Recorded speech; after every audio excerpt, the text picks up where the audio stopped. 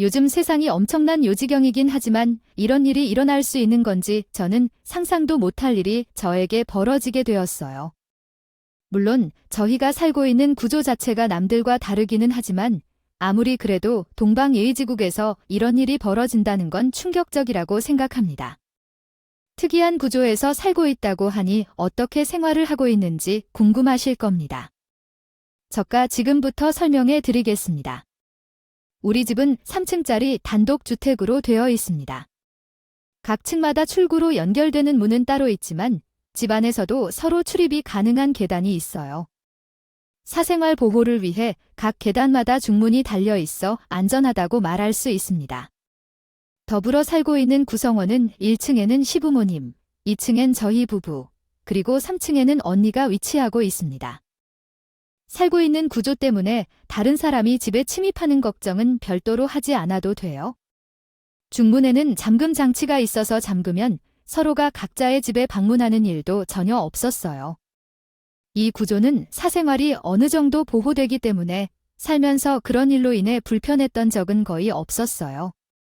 이 집에 대해 이야기하면 시부모님께서 노후를 위해 함께 살고 싶다고 직접 설계에 참여해 지은 집이에요. 본인들의 아이디어가 반영되어 있어서 자랑스러워하는 분위기가 느껴졌고, 물론 그 때문에 불편한 점도 있었어요. 인테리어를 변경하고 싶어도 반대로 말렸기 때문에 우리 마음대로 집을 고칠 수 없었어요. 그건 무작정 그랬던 것이 아니라 우리 아이들이 필요해서 가져온 결정이었어요. 바꿔야 하는 부분은 허락을 받아야 했습니다. 왜 마음대로 고치지도 못하게 하냐는 의문이 생길 수도 있는데 사실은 우리가 마흔이 되어서 집이 완성되고 입주하게 되었는데요. 시부모님의 노후 자금으로 지은 집이라 자녀들에게 전세금 받기 싫다고 하시며 돈 한 푼도 받지 않으셨거나 없이 저희와 서방님 내부 그리고 부부는 시부모님 댁으로 입주할 수 있게 되었어요. 저희 집과 함께 입주하는 동선에는 부부 둘 다 전문직 종사자라 돈을 벌리는 걱정이 없는 사람들이었죠. 우리 부부와는 달리 자가로 집을 소유하고 있었지만 서방님이 어마어마한 효자였기 때문에 시부모님의 집으로 들어오게 된 것이었어요. 그래서 동서를 조정하게 되었죠. 반발심을 가지고 서방님과 다툰 것처럼 보였지만 결국 그 집도 서방님이 건설한 집이기 때문에 결국 시댁으로 들어오게 되었습니다. 부모님께서는 노후자금을 전액 사용해 집을 짓거나 했기 때문에 노후자금이 거의 없는 상황이었습니다. 그래서 저희 집과 동선의 집 사이에서 매달 부모님께 생활비를 지원하는 형태로 그 집에 살며 다양한 지원을 받고 있었습니다. 생활비를 매달 지불하는 것은 솔직히 부담스럽지 않은 일은 아니었지만 집을 구입하려면 대출 이자도 내야 했기 때문에 그 정도는 감내할 만했습니다. 특히 동서는 맞벌이 부부였기에 아이를 부모님에 맡기고 출근할 수 있었고 우리 두 부부 중 남편은 혼자 외벌이로 생활하고 있어서요. 동선을 조금 덜 드리기로 하고 시부모님께 식사를 차려드리는 방식으로 서로 타협했습니다. 어차피 한 건물에서 모여 사는 가족이었기 때문에 그 정도는 서로 돕고 배려하며 지낼 수 있었던 거예요. 동선 애들이 워낙 바쁘기 때문에 제가 시조카들 밥도 챙겨주고 야근을 하는 날에는 우리 아이들과 같이 놀고 그들이 집에서 쉴 수 있도록 재워주기도 했습니다. 그렇게 평화롭다고 생각했던 어느 날 동서가 저에게 은근히 다가와 이렇게 말했어요. 형님, 저희가 형님보다 생활비를 딱 2배 더 내는 걸 아실 거예요. 제가 아무리 생각해도 이게 억울하다 싶어서 형님이 기분을 상하실지도 모르겠지만 말은 해야겠어요. 시부모님 댁에 가서 집안 살림을 형님이 보고 계시다고 하지만 돈은 돈, 봉사는 봉사 아닌가요? 그렇죠. 봉사하는 거라고 내가 시부모님 댁에 가서 살림을 하는 것은 봉사인데 돈은 돈대로 더 내야 한다는 말이야. 솔직히 그렇잖아요. 형님이 하시는 일은 며느리로서 할 수 있는 일인데 저희는 돈이 걸린 문제인데 생활비를 2배 더 내는 건 좀 억울해서 그래요. 억울할 게 따로 있지 뭘 그런 걸 억울해하고 그래? 그리고 이 문제는 애초에 입주를 할 때부터 정해져 있었던 거예요. 우리가 덜 내겠다고 한 것도 아니고 우리 부부가 맞벌이가 아니라 외벌이라 시부모님이 대신 나에게 일거리를 주시면서 타협을 한 부분이고 저도 명절에 가서 일하잖아요. 평소에 저도 시부모님께 이것저것 많이 챙겨드리는데 저희한테는 생활비 2배 받는 게 어디 있어요. 재수 씨 말이 좀 그러네요. 그렇게 생활비를 내는 그 돈이 아까워요. 가족을 위해 쓰는 것이기 때문에 다른 것도 아니고 재수 씨도 받는 것이 있다. 나는 정말 기분이 확 상하는데 나는 투잡을 하면서 돈을 맞춰낼 테니까 이 문제로 더 이상 왈가불가 하지 마세요. 그러니까 옆에서 듣고 있는 서방님이 동서가 하는 말을 막지는 않는 것을 보니 둘이 함께 이 문제를 해결한 것 같더라고요. 평소에 가족이라면 어떤 것보다 끔찍하게 생각하는 서방님이 남편 편을 듣지 않는 것만 보아도 동서가 이미 이를 갈고 있었다는 게 눈에 보였어요.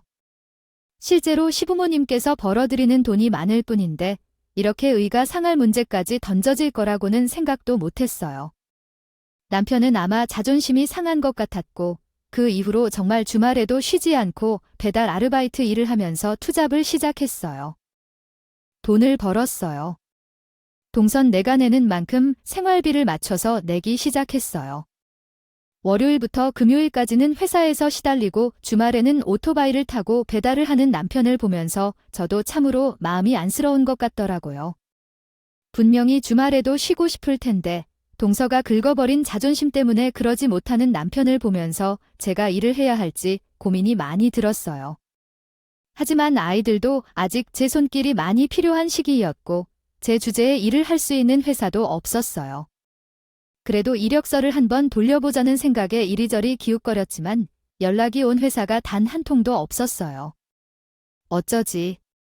이번에도 꽝인가 봐에 내가 경력도 별로 없고 애들을 키운다고 하는데 신시간이 더 많은 것 같아서 이럴 줄 알았으면 자격증이라도 몇 개 따두는 게 좋을까 싶네요. 그런데 왜 그런 것에 신경을 쓰느냐? 나는 스스로 생활비를 맞춰 낼 테니 당신은 그 시간에 내 애들을 더 많이 돌보는 것을 생각해야 해. 요즘은 취업시장이 매우 어려운 것 같아. 그 아이를 너무 마음 쓰지 말고 알겠지? 당신 혼자 고생하는데 내가 어떻게 옆에서 지켜볼 수 있겠어? 내 마음의 짐을 좀 덜어주고 싶은데 쉽지 않아. 취업난이 확실히 어려운 시기인 것 같아. 나는 주부니까 좀 더 노력하면 돼. 아이들은 어차피 우리 부모님께 드리는 생활비를 걱정해야 해야지. 우리가 돌 테라거든. 남편은 목까지 다크서클이 내려와 있을 정도로 피곤해 보였지만 그래도 저에게 아무런 걱정하지 말라고 말했어. 안심시켜 주더라고요. 그런데 생각해보니까 이 정도로 억울한 일은 없겠다 싶었어요. 우리 아이들은 내가 돌보니까요. 그렇다 해도 제가 시조카들 밥도 챙겨주고 있었잖아요. 거기다가 가끔 우리 집에서 재우는 날도 있었고 시부모님께서는 애들 등 화까지 전부 책임지고 있었거든요. 그렇게 온 가족들의 도움을 받으며 편하게 맞벌이하면서 저희가 생활비를 조금 더 내는 게 뭐가 그런지 억울하고 기분이 상할 일인가 싶었어요. 양심이 없어도 너무 없는 거 아닌가 싶고 저도 속이 답답하고 어딘가에 털어놓고 싶은 마음이 들었어요. 동서 입장에서는 조금 지사 보일지 몰라도 결국 제가 시어머니에게 동서가 이런 말을 했다고 전해주게 되었어요. 처음부터 끝까지 숨김없이 하나하나 다 이야기를 해서 시어머니께서는 저에게 그러시더라고요. 우리가 그 생활비를 조금 더 받는다고 해서 부자가 되는 것도 아니고 이전에 받은 생활비로는 충분했는데 왜 그런 소리에 오기를 부려서 그냥 내려고 했어? 우리 아들이 주말에 포기라고 해서 그러다가 사고라도 나면 어떻게 하려는 거야? 그렇게 피곤하게 사는데 그런데 내가 한 말은 신경 쓰지 말고 너희들은 할래만 하면 되겠지? 아무래도 아들이 생활비를 맞추기 위해 투잡을 하는 건 상처받아서 그러는 건지 그런 게 아닌지 내게 생활비를 맞추려고 할 필요 없다고 하더라고. 그래서 시어머니가 동서에게 말을 해서 동서가 알게 되었고 난리가 났어. 시어머니가 동서에게 꾸지람을 하듯이 생활비에 대해서 신경 쓰지 말라고 명확하게 말했었나요? 가정에서 생활비를 내는 것에 대해 혼란스러운 부분이 있다면 시어머니께 직접 이야기해보세요. 혹시 그분이 저에게 직접 말씀해 주셨던 내용을 억울하게 생각하신다면 이참에 두 번째 다툼이 시작되었다고도 할 수 있습니다. 제 생각에 형님께서는 어머니가 계신 집안일이나 아이들 돌보는 일들을 도와주고 있으며 추가적인 생활비를 내는 것이 억울하다는 식으로 얘기했다면 당연히 가족 관계이기 때문에 제가 아이들의 밥을 챙겨드리거나 시간이 되는 대로 아이들을 보살펴주는 것은 당연한 일이라 생각합니다. 실제로 같이 살아가면서 아이들을 가끔 챙겨보셔서 정말 고맙다는 말씀을 드려야겠지요. 아이들을 돌보는 것이 쉬운 일이 아니라는 것을 알고 계셨겠지요. 아이들에게 밥을 먹이는 것 또한 쉬운 일이 아니며 하나하나 적절한 관리와 관심이 필요합니다. 그래서 생활비를 받아들이면서 아이들을 적절히 돌볼 수 있지 않을까 생각합니다. 말을 하는 것이 더 이상하지 않아요, 우리가? 첫째, 내 아이들을 보는 것도 아니고 너희 아이들만 보고 있으니까 너희가 그만큼 우리한테 생활비를 더 내는 게 맞겠지요. 요즘은 등하원도 돈을 주고 쓴다고 하더라고요. 나도 어디서 들었는데 어머니가 아침에 아이들을 등하원 시키는 것이 산책하는 기분이라고 좋다고 하셨었나요? 아, 등하원 도미도 요즘 그렇게 돈 많이 안 들어요. 그러면 등하원 도미를 그대로 유지해라. 얻어가는 것은 너희가 훨씬 더 많은데 왜 첫째에게 더 돈을 내라고 하니? 우리는 이전처럼 받아도 생활에 아무 문제 없으니까.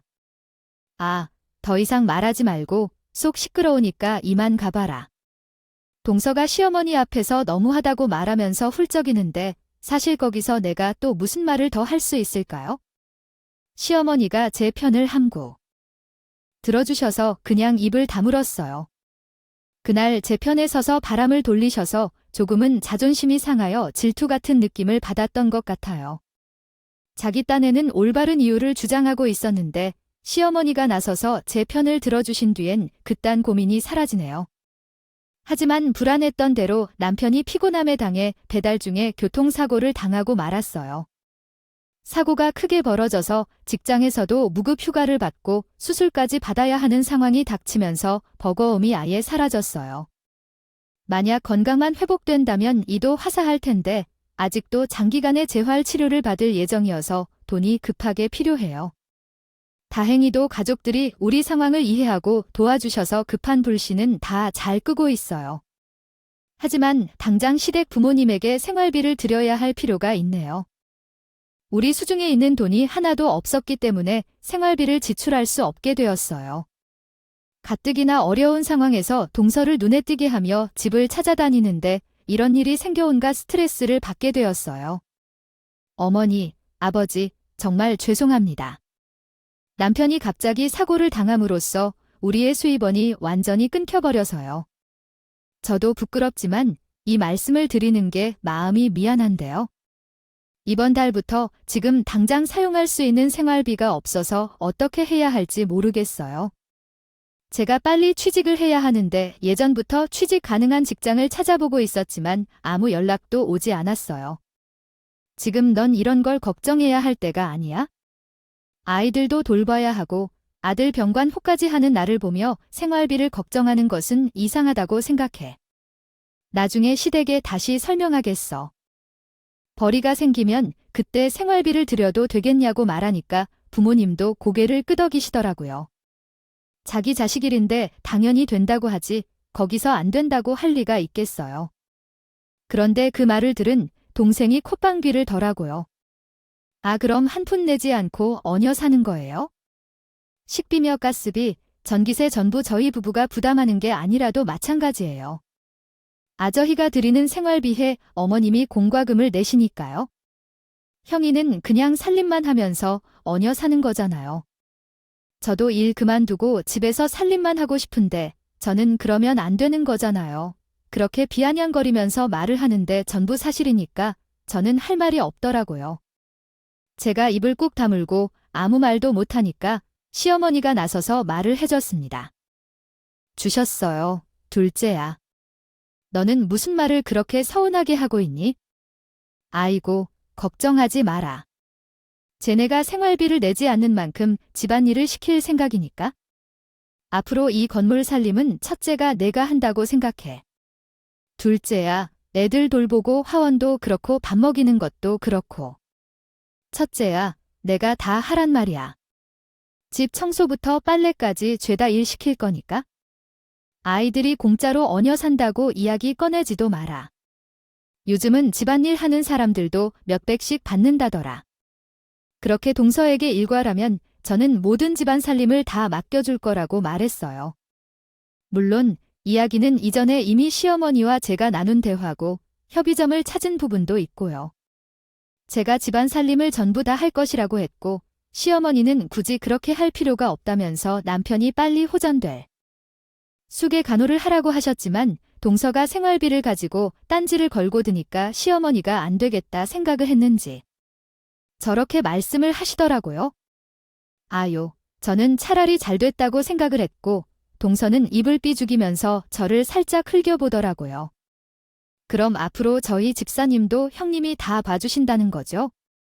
청소나 빨래까지요. 앞으로는 잘 관리해 주시면 좋겠네요.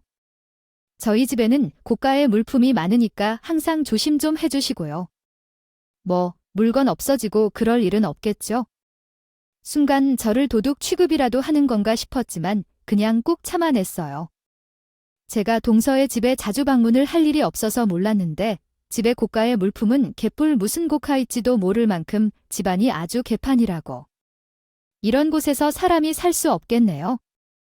지난 뒤죽박죽으로 되어 있던 집안에서는 시조카들이 거의 어지러운 장난감차를 찾지 못했어요.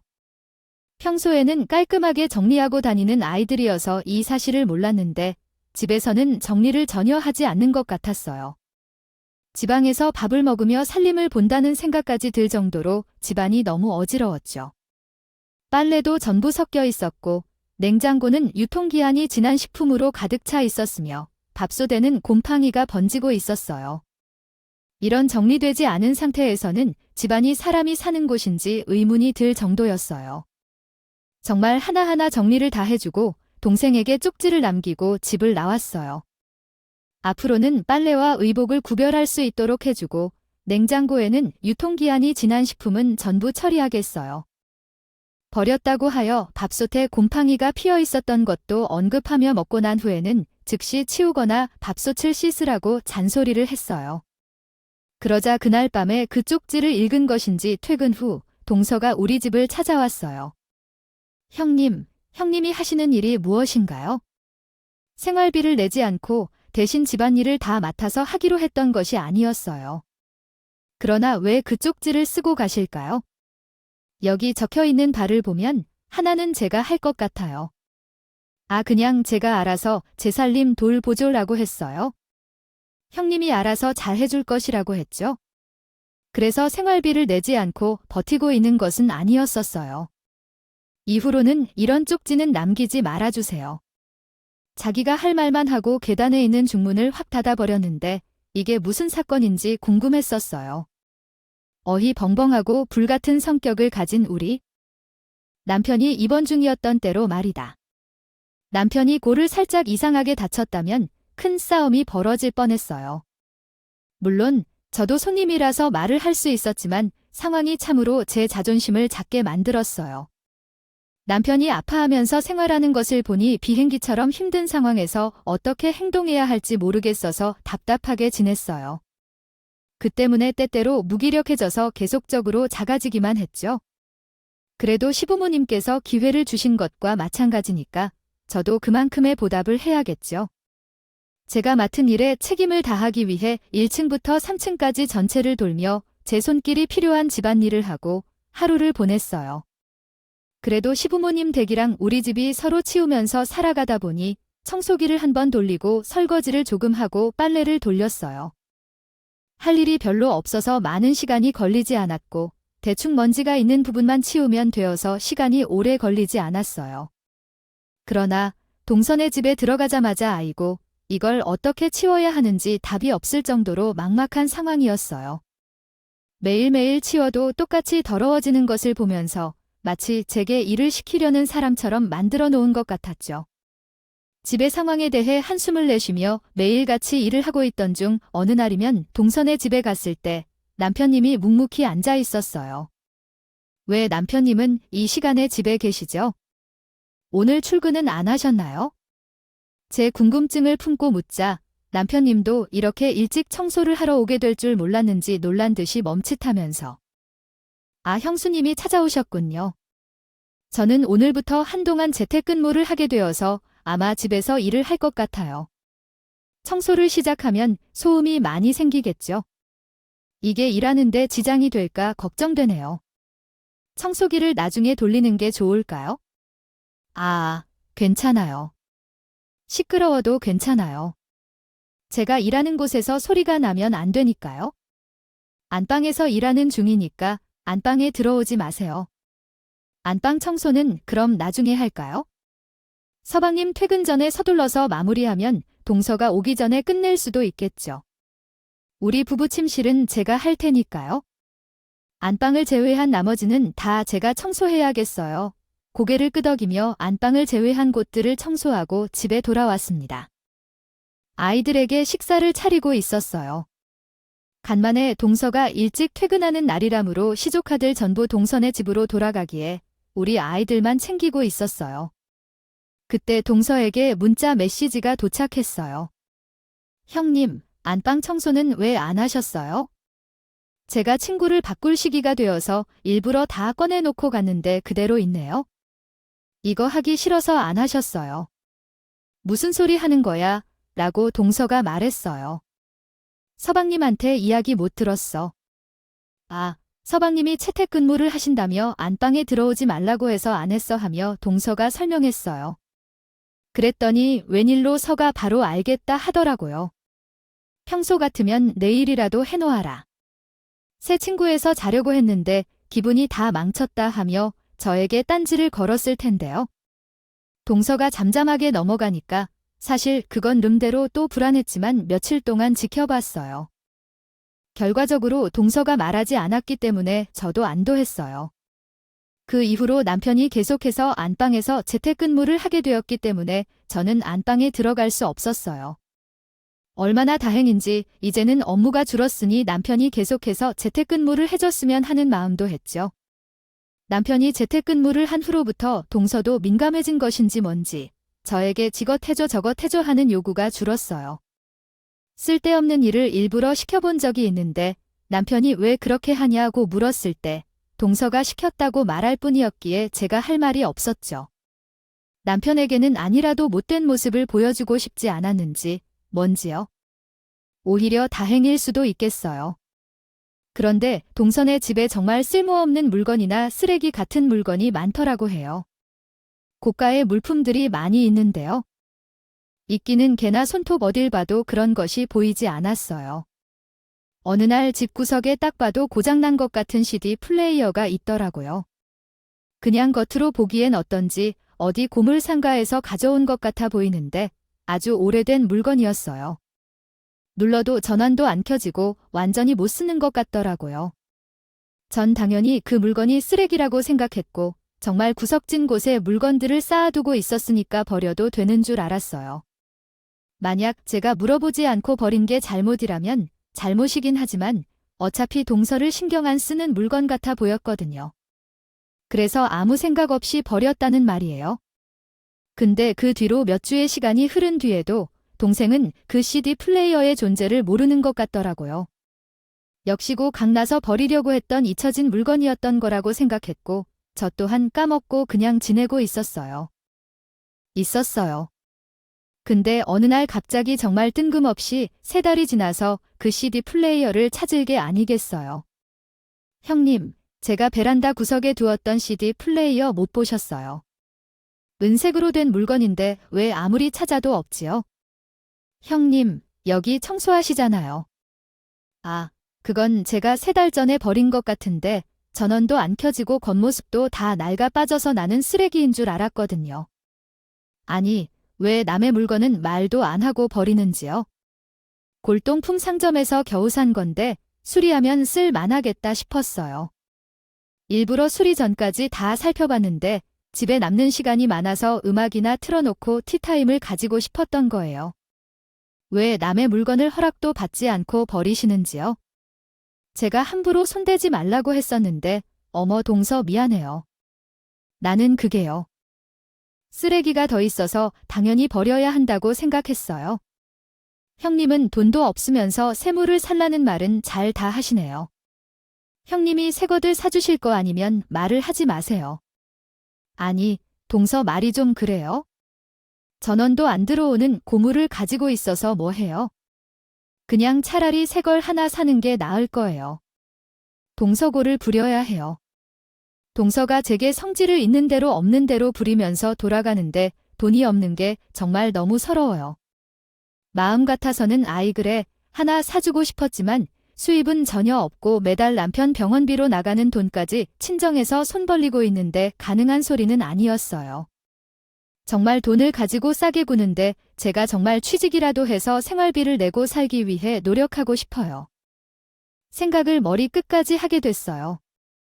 그러던 어느 날 사건이라는 게 아주 제대로 한 방에 빵 터지게 되었어요. 드디어 몇 개월 동안의 수술과 입원이 끝나고 재활치료를 통원으로 받을 수 있다는 소식을 듣고 남편이 퇴원하게 되었어요. 아직 거동이 불편한 몸을 하고 있었기 때문에 그날 하루는 제가 시부모님께 양해를 구하고 병원으로 가서 남편의 퇴원 수속을 받게 되었어요. 그동안의 병원비를 청산하고 남편의 짐을 챙기고 남편까지 부축해서 낑낑거리면서 택시를 잡으려고 하고 있는데 동생이 전화를 걸었습니다. 형님, 지금 어디에 계세요? 제가 지금 좀 급해서 그런데 바로 집으로 와주실 수 있어요? 나 오늘은 남편이 태어나는 날이라서 병원에 와 있지? 이제 택시 잡아서 출발할 거니까 대충 3시 40분 걸릴 거야? 것 같은데 금방 갈게 왜 무슨 일이 있어? 동선이 평소와는 다르게 목소리도 내리깔아져 있고 한숨을 푹푹 쉬길래 무슨 일이 생긴 건가 싶어서 조심스럽게 물어봤어요. 사실 동선에게 무슨 일이 있어도 저에게 이런 전화를 잘 주지 않으니까 심각한 일인가 싶어서 걱정이 많이 되었어요. 저에게 일은 일이죠 하면서 최대한 빨리 와달라고 계속 이야기를 하길래 저는 불안한 마음이 들기 시작했어요. 혹시 시부모님께서 무슨 일변이 생기었을까 싶은 마음에 손톱까지 물어뜯으면서 택시 기사님께 빨리 가달라고 말했어요. 남편이 무슨 일이냐고 궁금해했지만 저도 아는 게 없어서 그냥 모르겠다고 빨리 동선의 집으로 가봐야겠다고 말했어요. 다행히 차가 별로 막히지 않아서 예상보다 빠르게 부겨갔어요. 집에 도착하게 되었고 남편과 나는 한자리 집으로 들어갔어요. 시부모님께 놀라운 방문을 했는데 집안이 조용해서 두 분 다 밖에 나가신 것 같더라고요. 그날은 토요일이었어요. 생각해보니 토요일마다 주말에 열리는 문화센터에 두 분이 다니셨는데 나는 그걸 깜빡했던 것이었어요. 그래서 동서가 왜 나에게 그렇게 급하게 전화를 했을까 싶어서 다른데 동선이 있는 집에 올라갔더니 집안이 정말 엉망이었고 난리도 아닌 거예요. 처음에는 도둑들이 든 건가 하는 생각이 들 정도로 집이 너무 꼬집어져 있어서 입을 벌리고 말았죠. 동서가 거실 한가운데 있었는데 아무래도 동서에게 사정을 들어봐야 할 것 같아서 일단 남편에게는 집에 내려가서 쉬게 했어요. 몸도 성치 않고 이제 막 퇴원을 한 사람인데요. 오래 서 있는 일은 없는 일이었으니까요. 아, 동서 집안 꼴이 이게 뭐야? 온 사방팔방에 물감이 다 칠해져 있다니. 아이, 무슨 도둑이라도 준 줄 알았어. 거실은 왜 다 이렇게 어질러져 있지? 거야, 내가 분명히 어제도 청소했는데 내려왔는데 하루 만에 이렇게 될 수 있어? 그래서 저도 지금 미치겠다고 해야겠네요. 애들끼리 미술놀이를 하겠다고 해서 물감을 줬더니 온 사방팔방에 물감을 다 칠해 놓은 거 있어요. 아무래도 장난을 치다가 신이 나서 이렇게 해둔 것 같은데 집안 꼴이 이래서는 어디 쉴 수가 있겠어요? 동서가 애들 감수를 잘했어야지. 아이, 그 나이에 물감 같은 거 줘서 온 걸 칠한다는 걸 몰랐겠지? 그래, 이걸 어떻게 다 치우려고 하는 거야? 그래도 다행인 건 물감이 수용성이라서 물티슈로 빡빡히 닦으면 지워지는 거야. 같더라도 좀 오래 문질러야 한다는 게 단점이긴 하지만 어쨌든 형님이 좀 수고해 주시면 좋겠네요. 여기 물티슈 보이시죠? 다 쓰면 저쪽 천장에 있으니까 꺼내서 쓰시고요. 동서, 이걸 왜 나한테 치우라고 해? 지금 이게 큰 일이라고 병원에 있었던 사람을 그렇게 급하게 부른 거야? 아이 동서가 치우면 되지 않아? 아, 정말 어이가 없네. 지금 고작 이런 일로 동서는 손이 없어 발이 없어. 형님 집안일을 하는 사람은 형님으로 정해져 있는데 이걸 왜 제가 치워요? 저도 아름 형님 배려해서 빨리 오라고 한 거거든요. 이거요. 굳어서 월요일에 치우려고 하면 닦기가 더 힘드실 텐데 그냥 오늘 빨리 치우시는 게 형님에게 좋을 거려. 그렇게 말을 하면서 팔짱을 끼고 물티슈를 고개짓으로 가리키는데 진짜 속에서 부글부글한다. 꿀터니 저희 부부가 생활비를 내지 않아서 집안일이 전부 책임지고 있다고 해도 이게 동서가 저에게 하는 행동이 맞는지 의문이 들었어요. 저도 이대로 참으면 안 되겠다는 생각이 들어서 일부러 더 강하게 나갔어요. 동서, 내가 아무리 집안일을 도맡기로 했다고 하지만 내가 청소부도 아니잖아. 동서네 애들이 한 장난인데 왜 내가 치워야 하는 거야? 희동서 가는 거지. 다른 사람도 아니고 동서네 애들이 동서의 부주의로 벌인 짓이잖아. 아, 제가 일부러 형님 덜 힘들게 하려고 일찍 부린 건데 그럼 뭐 월요일에 치우신 월요일이 되면 더 후회하실 텐데요. 미리 닦아 놓았어야 될 걸 하고 말해요. 동서는 나를 무슨 입주 도우미 정도로 생각하는 건가요? 입주 도우미도 이런 건 안 치워. 요새 나는 시부모님께 하는 것처럼 밥이나 빨래 같은 것을 도와주는 것이지 원래는 동서로 가는 게 맞아요. 동서가 맞기 때문에 손대기 어려운 일을 내가 해주는 거지요. 손대기 어려운 일을 할 테니까 싶어서요. 이게 바로 내가 손대기 어려운 것 중 하나예요. 형님께서 대신해 주시면 딱 좋겠네요. 어차피 형님 청소는 다당이잖아요. 형님이 생활비도 한 푼 안 내는데 당연히 이 정도 일은 알아서 해주셔야 하는 거 아니겠어요? 왜 같은 말을 반복하시는 거죠? 축하가 제주인가 봐요. 오늘 토요일이라 집에 있으면서 쉬고 있잖아요. 왜 이것을 나한테 하는 건데요? 동서 신부님은 참 고약하네요. 나에게 무슨 자격이 있다고 하시는지요? 왜 제가 형님과 같은 분한테 자격을 지적받아야 하는지요? 형님 말씀이 좀 이상하게 하시네요. 예전에 어머님께서 생활비 문제로 제 편을 들어주셨을 때요. 그때부터 그런 감정이 섞여 있었더니 아니에요. 그때부터 동서가 사사건건 시비를 걸었잖아.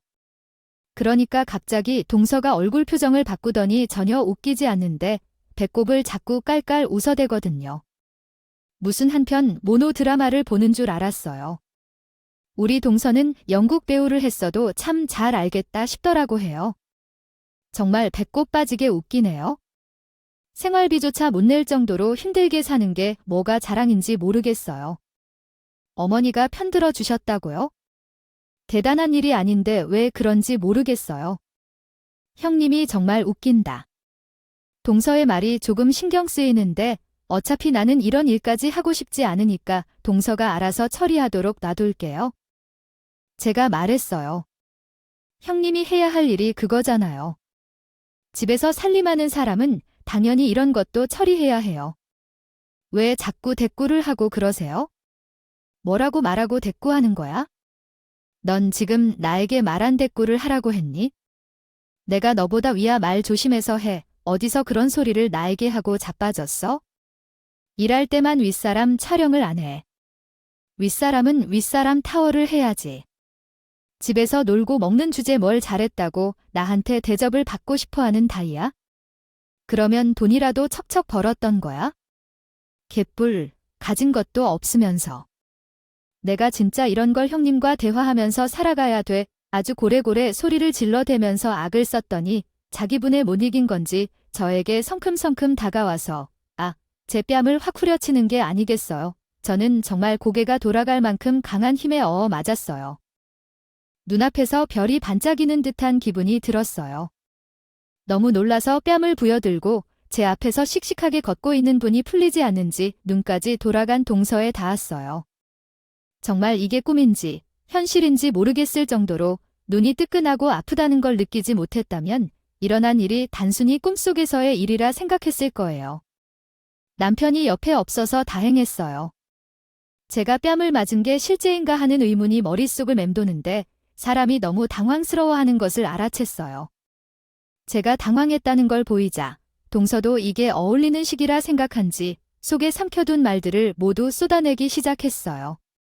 그동안 형님을 대접해드렸더니 형님이 아주 머리 끝까지 귀여우시네요.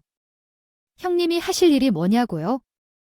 살림이라는 거, 살림집에서 할 일은 딴 게 아니라 청소하고 밥하고 빨래하고요. 그 놈의 생활비, 살림 정말 머리가 아프고 속이 이상하고 더 이상 견딜 수 없는 울렁거림이 한꺼번에 쏟아지더라고요.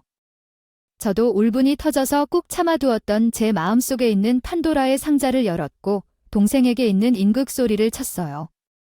이런 말까지 들었는데 제가 더 이상 참으면 안 되겠다는 생각이 들었어요. 제가 가만히 있으면 그냥 가만히 꼴받게 되겠냐고. 가족 간의 상도덕이라는 것도 있고 서로 지켜야 할 매너가 있는데 아무리 그래도 형님이 되는 사람에게 뺨을 날리고 그런 말을 하는 게 상식적이지 않잖아요. 야, 그 놈의 생활비 때문에 우리 남편이 교통사고까지 당했다. 그건 누구보다 내가 더 잘하는 사실. 아니라니, 근데 그런 소리를 하지 말아줘. 생활비를 더 내라는 말만 안 했어도 우리 남편이 사고를 당할 일도 없었고 내가 이물에 당하면서 너희 집안일까지 돌볼 일도 없었어. 쓸 것이 없어. 누가 만들어낸 비효과인데 지금 내 뺨을 때리면서 그런 소리를 하면서 너 이상해. 미친 거 아니야? 뭐라고 하는 거야? 어디서 식모가 감히 그런 소리를 해? 식모는 식모다운 일을 해야지. 토를 달아 그 말에 더 이상 참을 수 없다는 생각이 들어서 동서에게 뛰어가 머리카락을 그냥 확 쥐어 뜯었습니다. 악소리를 내면서 머리카락을 잡은 동선이 빼려 하자 제 손을 때리고 발버둥치고 난리를 쳤지만 제가 호락호락한 사람은 또 아니거든요. 손가락 사이사이로 머리카락을 감아잡고 흔들면 버둥거릴수록 머리가 점점 더 손에 감기기 시작했고 동서는 꼼짝도 못했어요. 동서가 아무것도 할 수 없게 흔들었더니 이리저리 끌려오려는 것을 보면 나중에 머리를 뜯기는 것이 아프다고 놓고서 그때까지 겪은 어려움들을 손쉽게 벗어날 수 없을 것이라고 말하며 제게 소리쳤어요. 또한 그동안 겪은 일들은 분해서 자유롭게 놔두기 힘들 것이라며 저도 동서에게 분명히 이해시켜 주어야 한다는 생각으로 사람을 흔들어 주었어요. 동서는 부디 놓아달라며 큰 소리로 외치고 누가 너희 집 식구하고 싸우면서 혼란스럽게 싸우고 있었어요.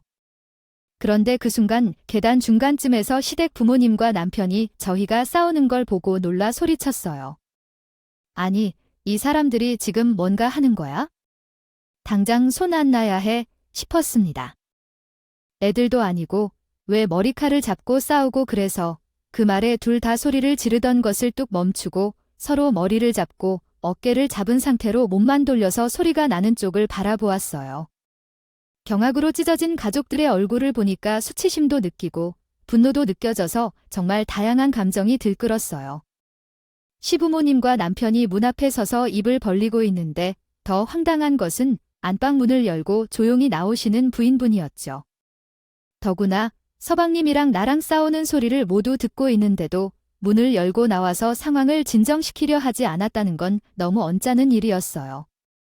서방님까지 한자리에 있으면서 모든 가족이 그 자리에서 서로 마주치게 된 거예요. 참 대단한데, 아니 집에 서방님이 계신 걸 알면서도 온갖 말도 안 되는 말을 하며 식모살이를 요구했다는 게 진짜 놀랍더라고요. 정말 미쳐서 펄쩍 뛸 일이었어요. 도대체 무슨 생각으로 이런 짓을 벌인 건지요. 다 큰 어른들끼리 지금 이게 뭐 하는 짓이냐고 묻잖아요. 도대체 너희들은 왜 서로 사이가 나빠서 이렇게 싸우는 거니? 아니, 나쁠 일이 뭐가 있는데 그렇게 해? 서로 이해하면서 살면 좋은데 왜 서로 마음에 들지 않아서 이렇게 말리며 싸우는 건지. 이러면 안 돼. 우리는 누구 하나도 편하지 않은데 왜 그렇게 하는 거야? 어머님, 제가 정말 억울해서 참을 수가 없어요. 시조카들이 물감놀이를 하다가 집안을 어지럽힌 게 저도 치우라고 하니까요. 동생도 오늘 쉬는 날인데 집에 있으면서 저는 남편이 병원에 있어야 하는 태어나는 날에 무슨 큰 문제가 생긴 건가요? 생긴 줄 알고 달려왔던 말이죠. 그런데 글쎄, 고작 이거 물감 치우라고 하신 게 아니에요. 벽에 묻은 것들까지도 저에게 물티슈로 박박 닦으라고 했다니까요. 형님, 지금 너무 유리하게만 말씀하시는 게 아니에요. 이러니까 제가 형님이랑 친하게 지낼 수가 없는 거라고요. 내가 있는 사실 그대로만 말했지 어디 거짓말 하나 더 보한 거 있어? 생활비 하나 못 낸다고 종부리듯이 부려먹었잖아. 그동안 동생을 일부러 나고생시키고 집안 살림 다 어지럽혔던 거 제가 모를 줄 알았어. 나는 다 알면서도 꾹 참고 보란 듯이 치웠어. 그깟 생활이요. 그럼 그 돈 내쉬던 요저희도 힘든데 생활비 전부 다 책임지고 있잖아요. 제 돈 주고 제가 일 좀 맡기겠다. 그게 뭐가 부담해요? 살림을 맡아서 하기로 한 사람이. 당연히 집안 살림은 365일 내내 책임져야 하는 것이에요. 그렇다고 나를 식모하고 불러서 그래도 그렇지. 왜 나를 동서식모, 왜 동서종이라고 뭐라고 불렀다고. 아니에요. 손이 사람이 무슨 종이야. 내가 둘째 너한테 첫째 부려먹으라고 집안 살림 시킨 것도 아니고. 무슨 그런 말을 하고 그러니까 어머님은 왜 맨날 형님 편만 들고 그러세요? 이것도 진짜 서운해요. 아니, 제가 처음부터 이랬던 건 아니었잖아요. 어머님이 맨날 형님 편만 드시니까 얘는 내가 또 언제 첫째 편만 들었다고 그러니? 아이, 둘째 너 일 바쁘다고 애들 밥 다 챙겨 먹여 씻겨줘. 숙제 시켜주고 야근 나는 날에는 집에서 잠도 재워주고 하는데 말이야. 그래서도 모자아서 쉬는 날 뻔히 집에 가는 거야? 내 집에서는 있으면서도 첫째한테 집 청소를 시키는데 이런 모습을 보고도 둘째한테 예쁘다 해줄 수 있을까 생각해봤더니 왜냐면 생활비 내는 게 그렇게 억울해서요.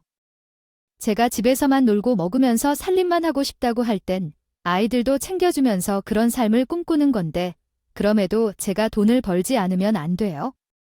모두가 자신에게 맞는 역할이 있다는 건 사실이죠. 현재 식구들도 이랬었어요. 그런 꼴이지만 뭐 까다로워할 건 없고요. 고작 내가 무슨 살림을 하겠다고 하는데 그 곁에는 우리 첫째 아들이 너희가 어떻게 살림 비용에 대해 말을 해서 동일한 금액을 내도록 하자며 주말에 배달 일을 하면서 사고를 다행히 날 정도로까지 있었네요. 이렇게 억울해하면 집을 나가세요. 직구로 따로 살고 더 이상 여기 있으면서 돈 버는 일에 대해 걱정이 없겠죠. 아니, 갑자기 나가라고 하는 말입니다. 어머님, 정말 서운해서 말씀드리고 싶어요. 집에 살 때 했던 약속이 뭐였는지 기억하십니까?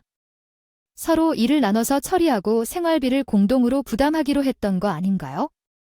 그런데 갑자기 그 약속을 어기시더니 제가 그 이유를 도무지 이해할 수 없어요. 그리고 생활비에 대한 합의도 너희들이 한 결정 아닌가요?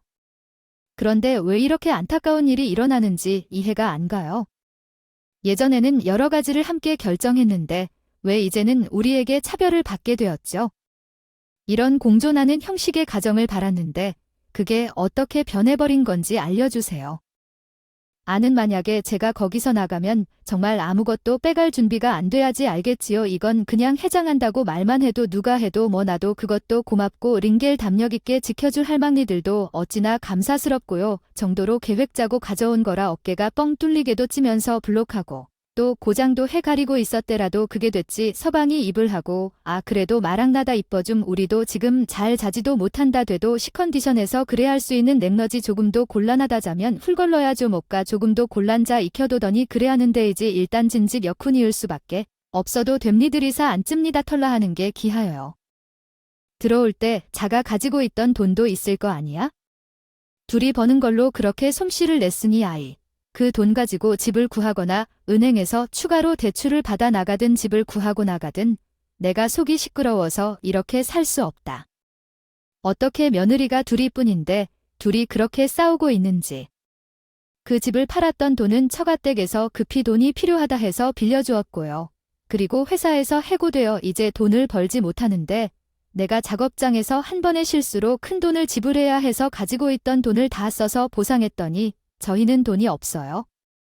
와이프가 벌어오는 돈으로 그동안 생활비를 내면서 허리띠를 졸라매고 살았는데 그래서 잔업도 많이 하고 있었고요. 알고 보니 서방님이 재택근무를 하게 되어 집에 내내 있게 되었어요. 회사에서 그만두게 된 사실 때문에 어디에도 가지 못해 집에 머물기만 했습니다. 자존심 때문에 회사에서 해고당했다는 사실을 말하지 못하고 돈을 벌기 위해 가정의 남편이 돈을 벌기 위해 일하는 척하면서 살아가야 했어요. 가족들의 시선을 의식하며 지내던 중 남편이 사업에 실패했을 때는 말이 없이 돈이 부족해서 그랬던 거죠. 저는 서툴고 못 되는 남편의 행동에 놀랐고 남편도 그때 그 말을 덧붙이곤 했어요. 혹은 회사에서 해고당해서 살림을 이끌어가기 어렵다면 말하면 되는 거 아니야? 강요당하는 척하며 재택근무를 하려 하지 않고도 아니죠. 그런데 어디서 어떻게 돈을 벌었는데 엄마가 걱정해서 그랬었지요.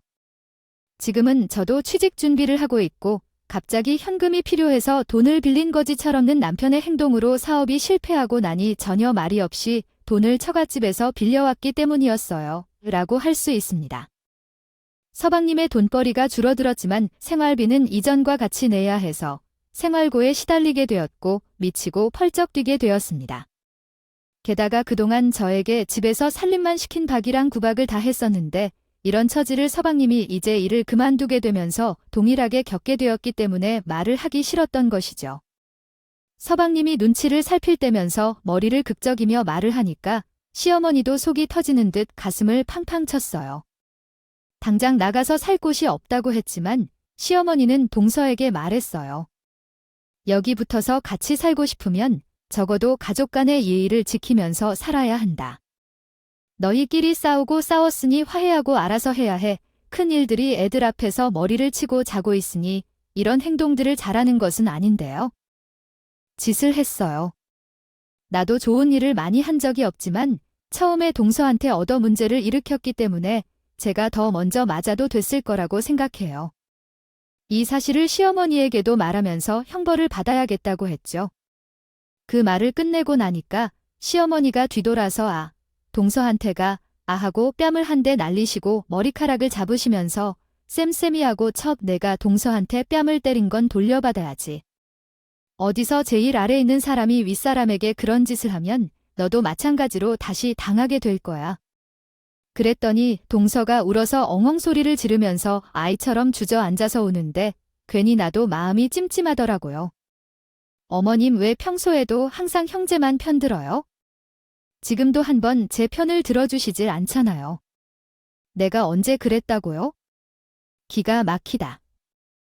정말 둘 다 똑같이 편들었지. 내가 한 짓을.